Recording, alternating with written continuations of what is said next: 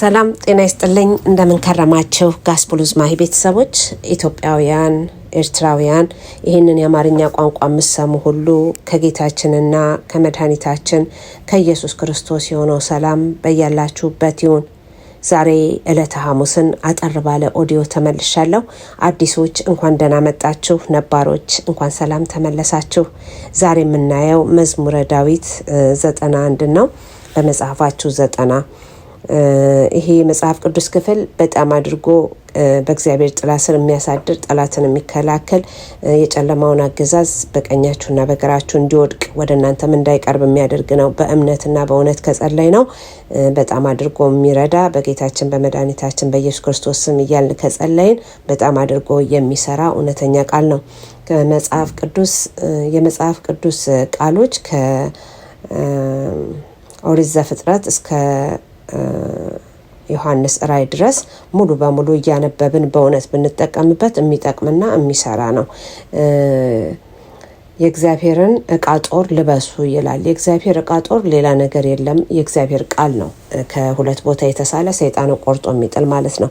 እና በዚህ በመጽሐፍ ቅዱስ ክፍል ዛሬ እባርካችኋለሁ። ይሄ መጽሐፍ ቅዱስ ክፍል በጣም አድርጎ ከክፉ ነገር የሚያድን ከክፉ ነገር የሚጠብቅ በሌሊት በቀን ከሚላኩ ነገሮች ሁሉ ሙሉ በሙሉ በእምነት ብንጸልየው የሚጠቅም ነውና በጠዋትም በማታም የጸሎት ሰዓታችሁ ይህንን የመጽሐፍ ቅዱስ ክፍል ብትጨምሩት በጣም አድርጌ እመክራለሁኝ።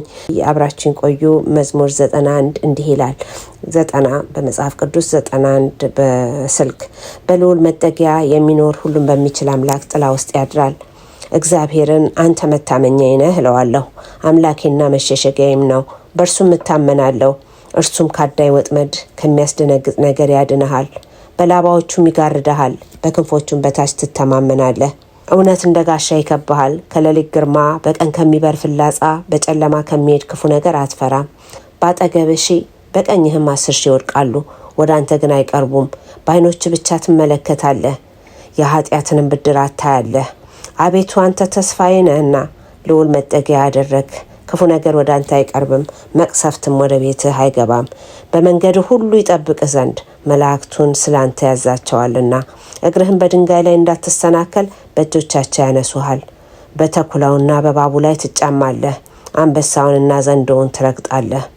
በእኔም ተማምኗልና አስጥለዋለሁ፣ ስሜንም አውቋልና እጋርደዋለሁ። ይጠራኛል፣ እመልስለታለሁ። በመከራውም ጊዜ ከሱ ጋር ሆናለሁ።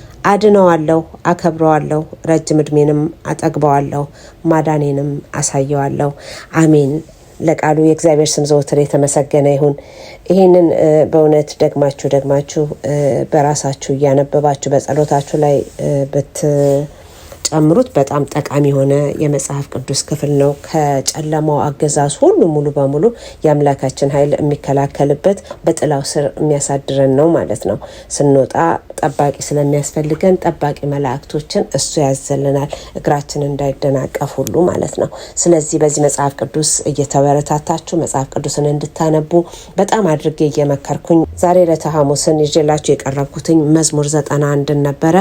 አብራችሁኝ ስለቆያችሁ ከልብ እያመሰገንኩኝ ቀዳሚን በቪዲዮ ሮብን ደግሞ በኦዲዮ ተመልሼ እስካያችሁ ድረስ መልካም ዕለተ ሐሙስ ይሁንላችሁ። ሰላም ቆዩኝ። ሰላም ያገናኘን።